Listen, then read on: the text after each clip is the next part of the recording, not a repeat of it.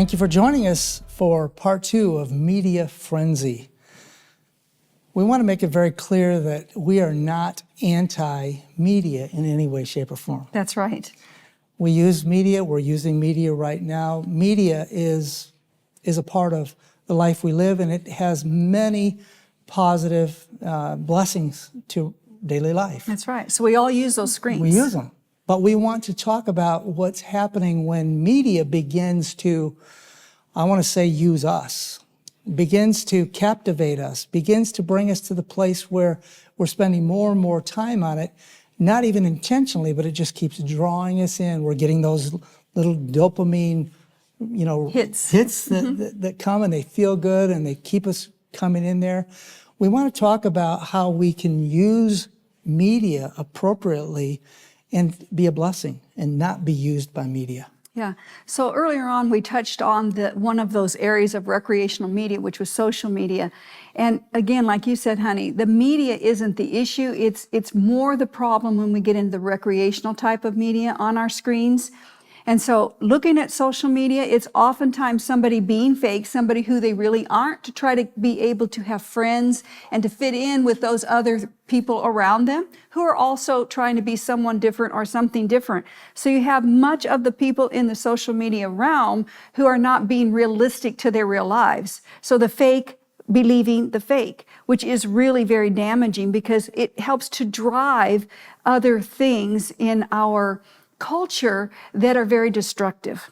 Yeah, and you use the word fake, and it's a fair word, because what often happens is that the idea of being fake is that I'm realizing that I'm not getting the likes, I'm not as popular, and this person over here is very popular, and they get a lot of followers, they get a lot of likes, they get a lot of engagement, and I'm not getting much, so how can I be like that person? Mm-hmm. How can I change who I am? And it doesn't happen quite that consciously, but how can I become the person that I can get liked and I can get followers? And it really happens in real time. The research is very clear on that. It is. And so with this media use, oftentimes those platforms drives other agendas, drives other initiatives, drives other ideologies out there, like the LGBTQ community is very strong in these areas because they recognize that using these platforms, they can get their ideologies across the globe more effectively. It's not just that. There's many other areas, animal-people relationships. I mean, that's another kind of bizarre thought, but that's happening as well. Increased violence with little conscience about that violence coming from gaming and other things that really are destroying our society and causing major issues in the breakdown of society. Yeah, you spoke of this animal thing. We had a very interesting connection. We were actually doing some meetings. A convention. At a big convention center, and there was a big animal group there. Now, it wasn't a group of real animals, it was a group of real people wanting to be animals, and they were dressed up like animals, and we just happened to get into the elevator with these animals, okay? Yeah, it was a little bit awkward. Awkward, exactly. And so I tried to engage some of these people who were animals, completely dressed as animals. Actually had a hard time being able to connect with them because they wanted to be in the animal genre, okay? They weren't really into being the people one. And it was shocking as we did some research into this, that people who not only, want to be some of these genders, want to be animals. And, at least in the U.S., people have provided now for that choice, so that there's places now that you can go if you want to be a dog, where you can take care of your needs like a dog would, and if you want to do it like a cat, you can have a litter box. I mean, this sounds so bizarre, but this is this is happening in the world today. Yeah, driven often, most of the time, driven through some form of media out there. That's right. In these areas. Another thing that's quite alarming is the human trafficking. And that also is becoming much more prevalent coming across these platforms, especially in the social media realm, all the different ways people can communicate and find out things about other people and get them caught into this arena, or predators. That we know of people who are young ladies who pose to be older, and men who are older pose to be younger guys, like in their teens, and then they meet up, and then it's a disaster because at least for the girl, she's not expecting to meet some old man getting together with him that shows up at her door. So these are really serious issues that are creating cultural problems and declension or deterioration in the culture. And that's just some of it. But we want to focus also what it's doing to us as individuals, the physical and mental health that too much screen time causes in us.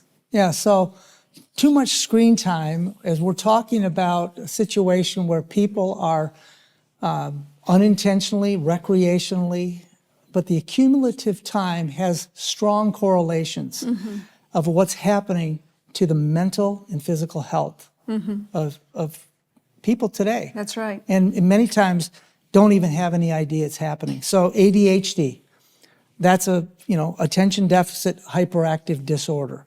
So we're aware of that, but what you might not be aware of, that it is increasing in all age categories because one of the screen time related issues that's very measurable on MRI scans is the thinning of the prefrontal cortex, okay? That's where we make our logical decisions. That's where we focus on how we make choices, how we make rational, intelligent choices. And as that thins, so thins the value of our choices. That's right. And it's also the area in the brain that not only helps us with the choices, but helps us to control our emotions. So when that gets thinned, we have more mental issues or more mental hits, right? So mental health is something that is a great concern globally because there's so many mental health problems now, especially since COVID. But screen time and the studies that are coming out is showing direct correlation between the amount of screen time, we're talking 6, 7, 8 hours a day, recreationally into screen time, and how the brain is functioning or not functioning. The next area is... Well, can I just say one other thing go on ahead. that I think is significant? So in any areas of, when we're talking health, physical and mental health, if you found out that the kind of drink that you like to drink, if you found out clearly, and if it was out there on the news, that kind of drink has been shown over and over and over, that if you drink a certain quantity of it, it is going to thin your prefrontal cortex. Would you keep drinking that knowing it? Simple example. Many people would say, no, I wouldn't do that. I mean, if I found out this is going to cause cancer, I'd quit doing that. But now the research is so clear that there is serious damage that's creating problems that do not allow us to do logical processing because of too much screen time. Yeah, and our humanity wants to avoid it. We want to think it's not going to happen to me, it's going to be somebody else. That's right. But the evidence is out there. Another area of mental health concern is increasing anxiety and also irritability. And again, research shows that the more screen time you have, especially when there's repetitious hit or continuous scrolling, that increases stress in the body. The mind is getting so many hits simultaneously that it doesn't handle them properly. It's way ahead of how real life rolls out. And so what happens is that it increases stress and irritability in the body. And when that happens, it then leads to other issues that are even more serious, and that is the adrenaline, the amount of adrenaline that comes to us to try to cope with these things, right? So the adrenaline comes on board, that's our fight or flight mechanism. And so when that happens, it's trying to help our bodies, our minds cope with all the stimulation. And if it keeps getting pounded, what happens is that the adrenaline depletes, and then you have serious depression. Yeah, and just before we go to depression, if we keep getting these adrenaline pumping responses in our body, pretty soon it impedes or starts to impact negatively our actual human development, our behavior, and our productivity in daily life. These three things are measurable, and then it leads to the depression. And it's no news to anyone that depression is on the rise in all age categories, and specifically the younger age category, but it's also affecting adults as well, and it's a worldwide problem. In fact, the article talks about the hits on excessive screen time is eroding away the minds of people by the millions. And this is one of the things that happens with the depression comes because we have so much stimulation and stress, because our dopamine hits are so frequent and the adrenaline kicks in and then it gets depleted, that we no longer can cope with life as we understand it. Yeah. And one of the platforms, and we are picking on this one, TikTok. That platform is known, and this may not be known by a lot of people, but that platform is known to dumb down doesn't mean that there's nothing good on TikTok, okay? But again, just as a general rule, TikTok has been dumbing down, and one of the intended purposes that it was created was to dumb down Western minds, okay? There's more than one way to fight a battle. That's right. Okay? And there's been this, kind of tensions going on between China and the U.S., and one of the fallouts of that is what's happening with this TikTok and what it's doing to young minds.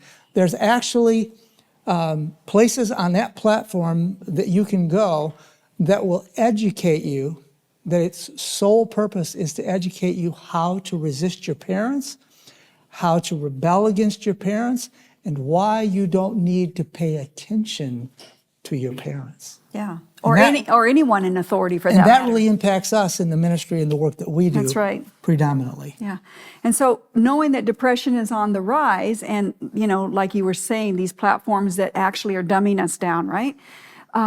With that also comes a decrease in our melatonin, which is what helps us to sleep and get good rest. So even if we try to sleep, we're not getting the restful sleep that's necessary, which only enhances or increases how depression is affecting us. So there are so many things, research that is being done with stress, anxiety, and depression, and how many people are now taking medication because they are unable to function and cope in daily life. And that is oftentimes connected to the amount of screen time that's happening and the hits that it's doing to the body. Well, one of the unfortunate things that's happening is as melatonin is decreased, then there's a tendency not to be able to sleep, and then where do we want to fill the time? Oh, well, on our screen. I'll just go on my screen and I'll see what's happening there with, as I scroll through, which often turns into doom scrolling. There's no closure. As we mentioned in the first segment, there's no closure like the end of a story or the end of an article. It just goes on and on and on. And so now, instead of that helping us to sleep, the screen time is keeping us awake more and more. And again, as we mentioned in the first one, it leads in a family setting. We've seen over and over again that it leads the young people whose parents are saying, why aren't you sleeping at night? It leads to the temptation to cover up what's being done. It leads to making excuses, even lying about what's being done. But all the time, it's deteriorating the brain, literally deteriorating the brain, affecting mental health. And instead of being able to go to sleep, the devices and the screens are keeping us awake. Yeah, and we feel like we can't live without these things, and we do need media in the culture and society we live in, because that's where we are in time, It's not right? gonna go away. It's not going away. However, we do have control over how much screen time we have and right. how much we choose to use. As we said earlier, the average person, and this is across the board, person, and it isn't isolating children from adults, the average person is 7.5 to 8 hours a day. That's a lot of media time that is not with a purpose for learning or working, those types of skill sets that we use often media for. So it is becoming a bigger problem and issue. And again, in the mental health area, the effects on autism. Now, autism is another mental health challenge that we have worldwide that is growing. We are having more and more people with right. autism in all levels on the spectrum. And later in life. And later in life, it's showing up. And it's showing up oftentimes later in life because of the screens. Because with autism, there's a tendency to isolate oneself. That's how they cope. And so when they are filling their time with the screen in recreational screening, right, or whatever they're doing on there, they tend to isolate even more and more and more until they become dysfunctional even on the level they were before in real life. And the concern that's happening is that people are leaving reality and they're living in a virtual, fake world. Unreal place. That's right.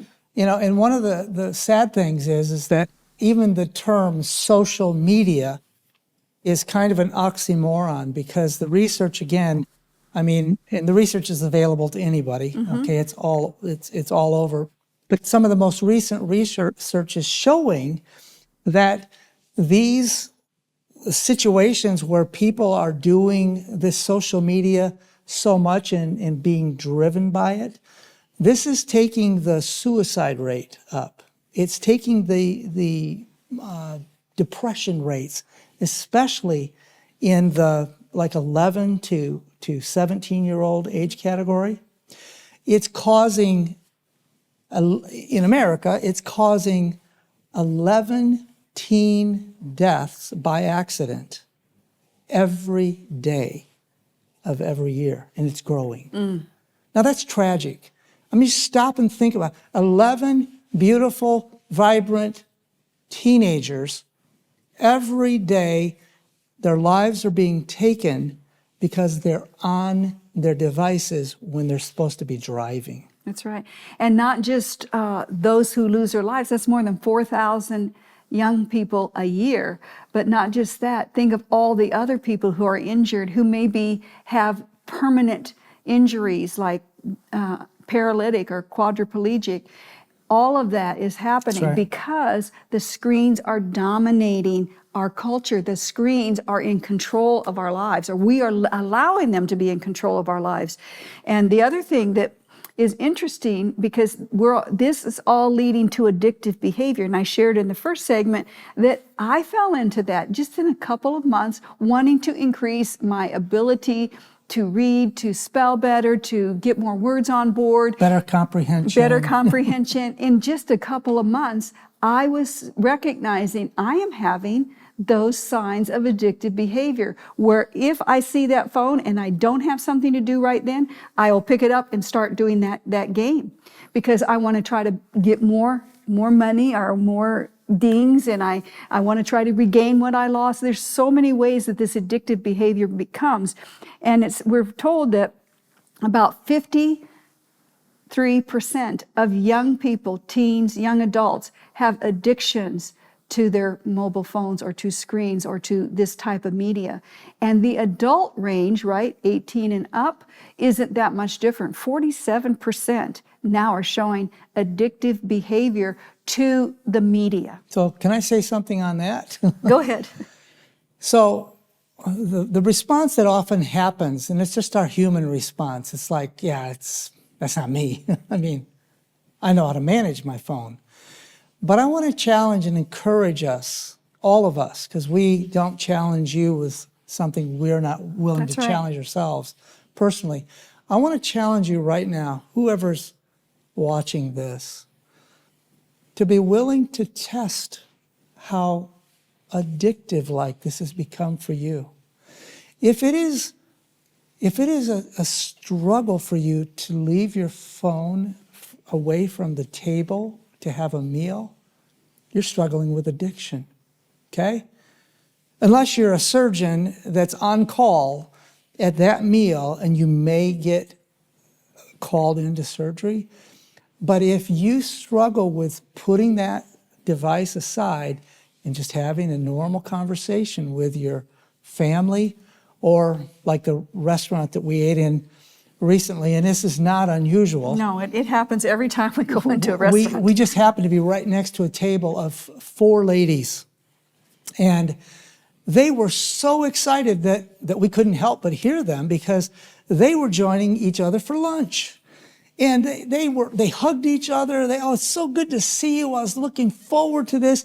And they were just until they sat down. And then everything went quiet. And guess why? Because everything went quiet when the devices came out. And we were right next to them at the table. And from then on, they were all on their devices.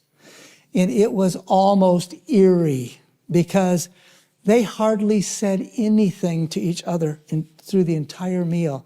And at the end, when they got up to leave, all go their separate ways, because they had apparently decided to meet there, they said, "Oh, what a great time. Thank you for coming out." And I almost wanted to say, but you never really connected.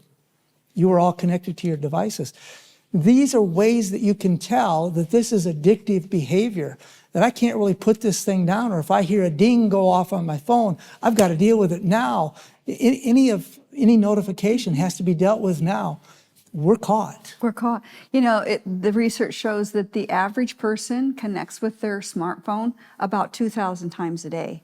Now, that seemed way over the top to me, but then I started evaluating mine, and I'm not close to that, but I'm also one who leaves the phone in the other room. It's not with me all the time. But what I notice is it's talking about connection. So if I click on the weather, and then I want to see what the weather is where my daughter lives, and I want to see what the weather is where I'm going next, that's already 3 clicks, bing, bing, bing. And this is happening multiple times a day. That's the average person, right? Connecting with their phone. And that's just the so-called normal person. That's the normal person. It's not the one in addiction. People with electronic addiction, as it's called, addiction disorders, actually the terminology used, they're up to 5,000 plus hits a day on that smartphone. That's right. That's like, how do you do anything else? To me, it would be like you can't get your finger off of that, and yet they still can do basic functions, but that's why they're not sleeping. That's why they're not holding down jobs. That's why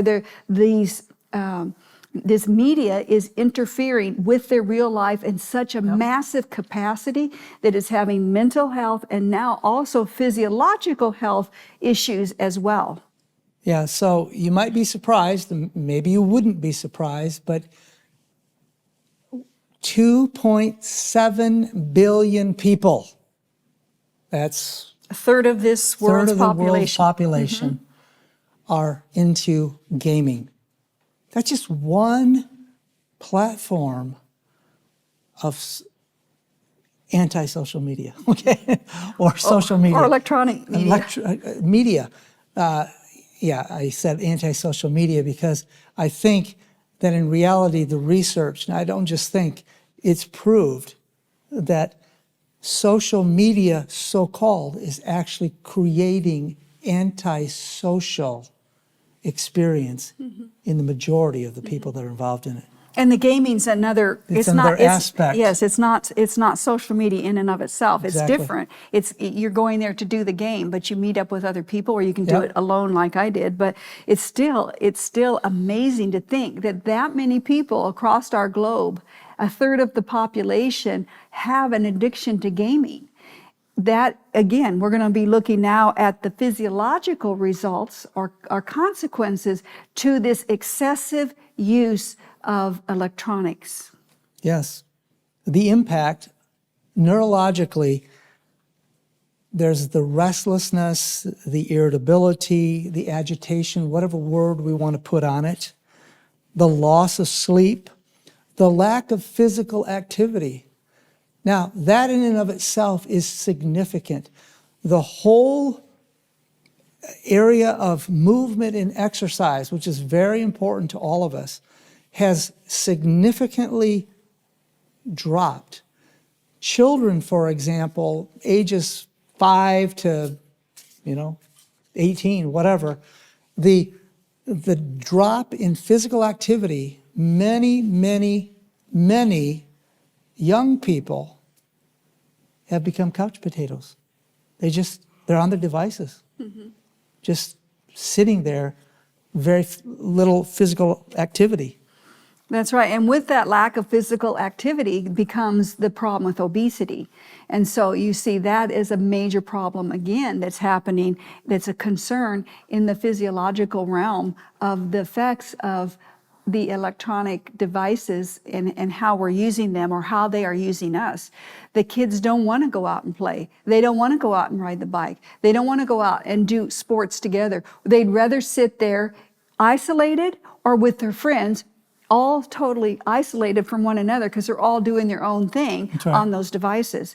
And so obesity is another effect that's been that's coming up because of this, as well as being malnourished. That's the other end of the spectrum. That's the other end, because people get so consumed in their media that they forget to eat. They don't even feel hungry.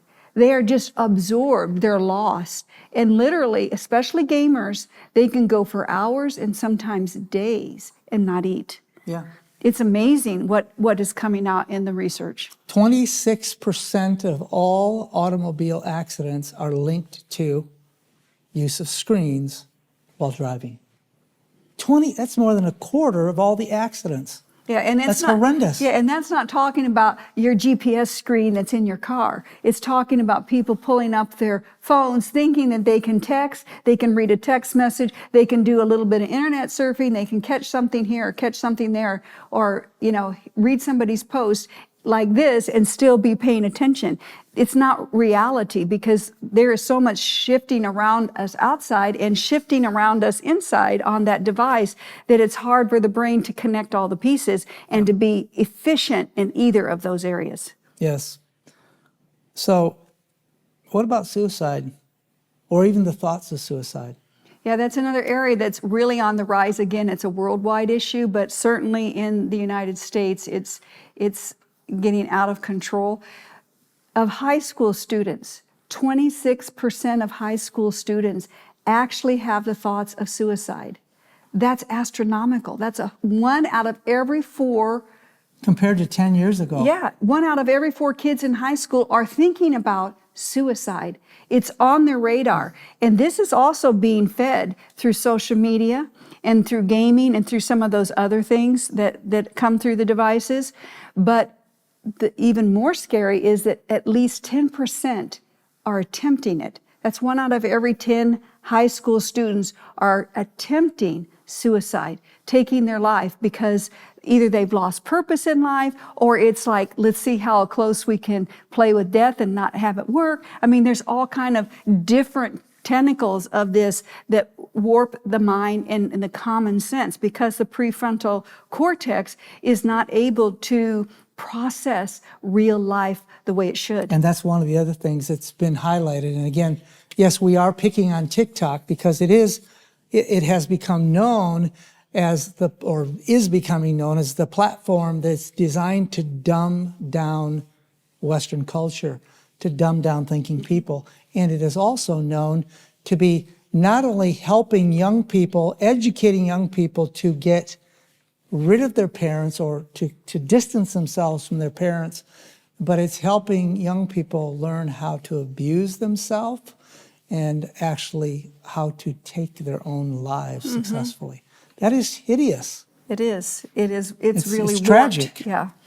So we can't really cover this as completely, but I tell you, this is a place you can use your media for, is to bring your family together and look at how media and how screens are affecting you personally and your family and in your home, and how you may need to make adjustments along the way. More problems in the physical realm, and this is kind of a crossover between the physical and the emotional or the mental, is that we are less able to handle life emotionally. We Right. do not cope well. That's why you see people in outbursts, and that's why we use the term frenzy, because people are going ballistic out there over small things when their will is crossed. They don't know how to cope. Things don't go their way. They either pull back and isolate in a virtual world, or they have a meltdown and fall apart in the real world. Yeah, I was in the airport. We're in airports a lot. And here's a young adult who comes off of the airplane, and he's sitting across from me, and he's just nervous and he's upset, and all of a sudden he just jumps up and takes his glasses and slams them on the floor and starts yelling. And a flight attendant from that flight comes out, and he's all angry because somebody stole his laptop, his backpack with his laptop in it. And he just screaming and angry and upset. And so the flight attendant just, please calm down, we'll go check. Goes back on the aircraft, comes back off with his backpack and hands it to him. Totally out of control because he thought somebody stole his backpack. Okay, so that would be upsetting if somebody stole your backpack. But this is somebody throwing a 3-year-old temper tantrum, kicking, screaming. Literally, I'm from here to these cameras from this guy, throws his glasses on the floor, is screaming, and it's because he looked in the wrong Overhead compartment. He That was forgot his where problem. we forgot where he put it. Yeah. And so, I mean, that's just an example of this frenzy of where this takes the mind. Yes. So now research calls this screen-based behavior.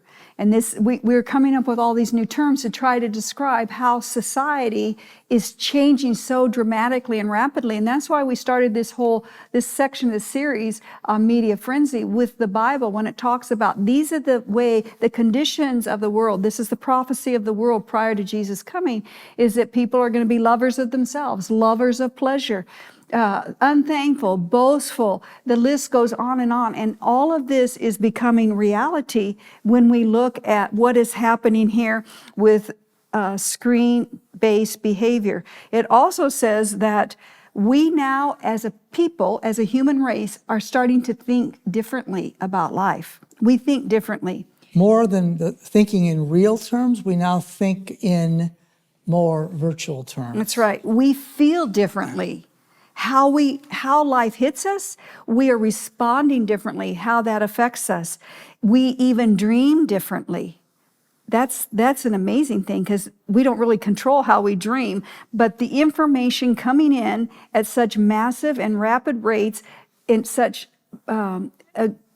toxic, I don't want to say toxic, but mass levels, right? Yes, These hours, overloads. overloads a day, it's decreasing our memory, and we dream differently. But we want to change now for this last bit, and we want to focus on what we can do and what you can do to start to turn this around on an individual and family basis. The way out, healing of the mind, healing of our hearts, our souls, and being willing to take inventory.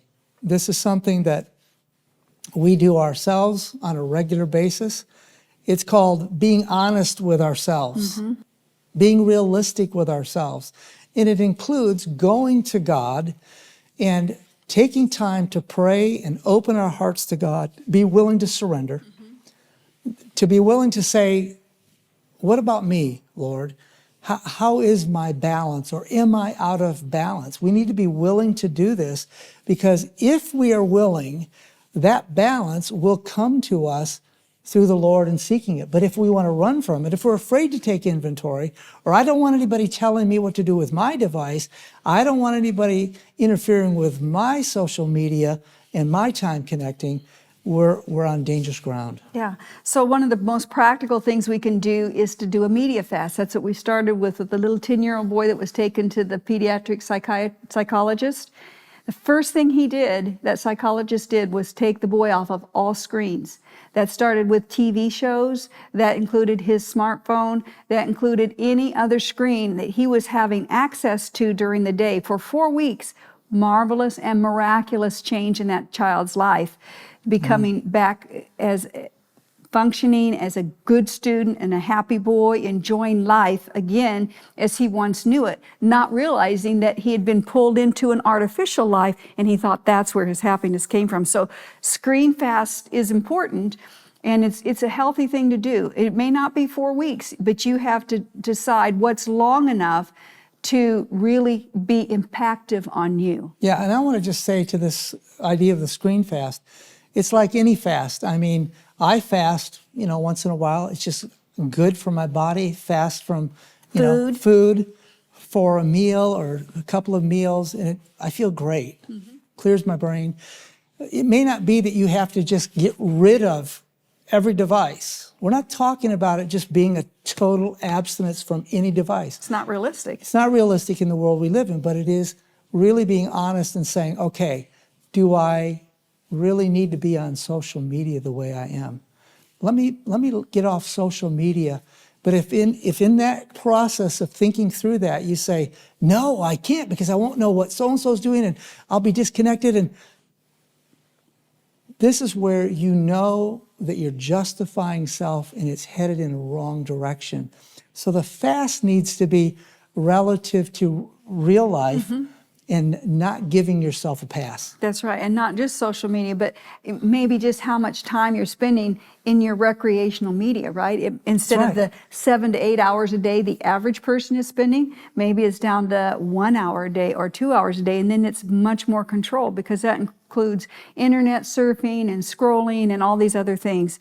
Also, we need to replace it. It's not enough to take something away if we do not replace it with something better. So what we suggest is you replace the virtual life out here that's found behind those screens, and we bring it into reality. Replace it with real life living. One of the things we can do is to be more active. Get out and walk, take a bike ride, go play soccer with your friends. This is a way that we take and we replace that portion of time that we've been using in the virtual world and bring us back into reality. Yeah, get involved in some service-oriented situations where you're actually giving to other people. One of the greatest rewards, one of the greatest satisfactions in life is being able to help somebody else. Maybe volunteer at a food bank, or serve meals to the homeless. Do something to reach out to your neighbors. Service-oriented does wonders for the brain. Actually, read a book. Yes. Instead of doing it on the device, because even reading a good book or reading the Bible on screen still impacts the brain because it's more screen time. That's right. So that they say in the research that if you actually get a book and then you start reading the book and you actually turn pages, that your mind deals with that same information versus reading it off a screen, because you have other factors that are happening there. Anytime you know that when you're on a screen, there's a lot of other things that keep popping up that want to draw your attention away from what you're doing. That doesn't necessarily happen when you're reading a book. So they say even just to read a book and turn the page is helping the mind. That's and the last thing that we want to leave you with that's most important is we want you to not lose the connection with the Word of God through prayer and the study of His Word.